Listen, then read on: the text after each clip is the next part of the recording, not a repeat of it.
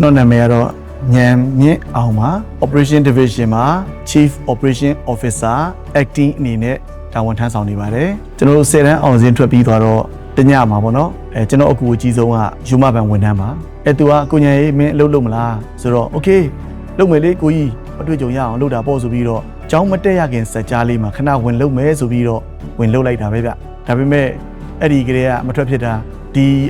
စက်တင်ဘာလဆိုရင်ကျွန်တော်နှစ်ပေါင်း30ရှိပြီမန္တလေးရန်တာပုံစည်းမီးလောင်တဲ့အချိန်မှာဘန်ခွဲတွေကပစ္စည်းတွေအားလုံးကိုကျွန်တော်တို့လုတ်ဖော်ကင်ဘက်အားလုံးရဲ့အကူအညီစီစီလုံးလုံးနဲ့အားလုံးအပျက်စီးဆုံးရှုံးမရှိထုတ်ယူသိမ်းဆဲရွှေ့ပြောင်းနိုင်ခဲ့တယ်ပေါ့နော်ကျွန်တော်ဘွားရဲ့တကယ်ကိုအမတ်တရားလေးတစ်ခုပါပဲအဲ့ဒါလည်းလက်ရှိယူမဘက်မှာလုတ်ကင်ဆောင်ရွက်နေကြတဲ့မျိုးဆက်သစ်လူငယ်တွေကိုကျွန်တော်ပြောချင်တာတော့လက်ရှိ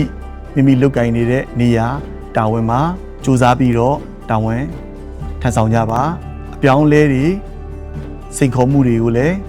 ရဲရင်ဆိုင်ပြီးတော့ core value တွေကိုနှလုံးသွင်း